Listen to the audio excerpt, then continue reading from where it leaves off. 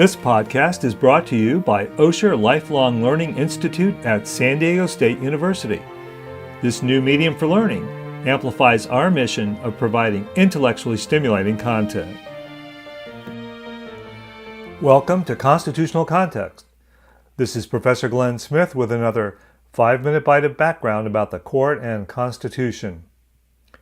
So, having set the stage in Part 1 for the potential reversal of Roe v. Wade in the 1992 Planned Parenthood v. Casey decision, here's the skinny on how Roe narrowly escaped. Justice Sandra O'Connor defied expectations by joining two other presumably anti-Roe justices to form a trio affirming its central rule that a pregnant woman has a fundamental right to choose abortion before fetal viability. The trio found that Roe lacked the deficiencies of other overruled cases. Roe's abortion rights regime was not unworkable. Changes in legal doctrines or factual reassessments had not discredited it. Besides, a generation of men and women had, quote, organized intimate relationships and made choices that define their views of themselves and their places in society in reliance on the availability of abortion, unquote, if contraception fails. Saving Roe came at a cost. The trio significantly lowered protection for abortion rights from strict scrutiny, with its focus on compelling interests and narrowly drawn laws, to a middle-level, undue burden analysis, allowing abortion regulation up to the point that it places a substantial obstacle in the pregnant woman's path to abortion. Three main lessons for today emerged from Casey's 1992 reaffirmation of Roe. First, on purely legal reasoning grounds, Roe should continue to escape abandonment. The argument that men and women have relied on its abortion rights regime is even stronger 26 years later.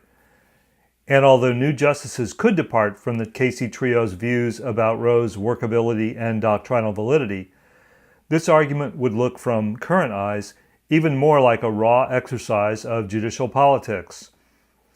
Which relates to a second lesson of Casey, that individual justices can act in surprising ways when it comes to overruling Roe.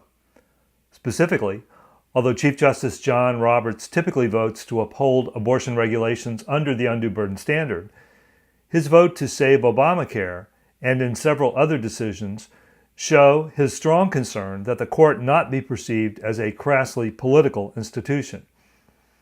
Even with Kavanaugh on the court, the Chief Justice could side with 4 pro-abortion rights justices to thwart a direct Roe overturn and save the court from seeming illegitimate. Of course, all bets would be off if President Trump gets to fill another judicial vacancy on the pro-abortion rights side. A third lesson from Casey is that abortion rights can be significantly diluted even if Roe is not reversed. This happened in Casey itself. The 3 undue burden justices joined more anti-abortion rights brethren to uphold an informed consent requirement that had been rejected in a Roe strict scrutiny era. Closer to the present, a 2016 majority was only able to reject extensive Texas abortion clinic regulations as an undue burden because Justice Kennedy provided a critical 5th vote. A Justice Kavanaugh would likely form a durable majority coalition supporting more state abortion restrictions. One final question deserves attention. What would it mean if Roe were formally overruled? Without a basis in the U.S. Constitution for claiming special protection, the fate of abortion regulation would become a matter of majority politics. States whose political climates support abortion rights could continue to allow relatively unhindered abortion access, but states whose politics oppose abortion could significantly limit it, like any other medical procedure, as long as regulators had a rational basis for thinking that restrictions in some way furthered an interest they deem legitimate, including protecting potential fetal life. Even this scenario of state-by-state variations comes with 2 caveats. It assumes, first, that a pro- or anti-abortion rights Congress and President do not pass federal legislation establishing a national policy preempting state laws. And second, It assumes that a Supreme Court freed of Roe would not go further than even Roe's staunchest critics and hold that fetuses are persons with 14th Amendment rights to life. If either of these unthinkable under Roe scenarios becomes more plausible, another Constitutional Context podcast will help you put it in perspective.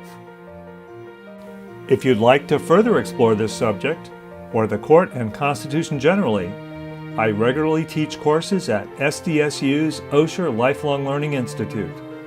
See the current course catalog at neverstoplearning.net/OLLI.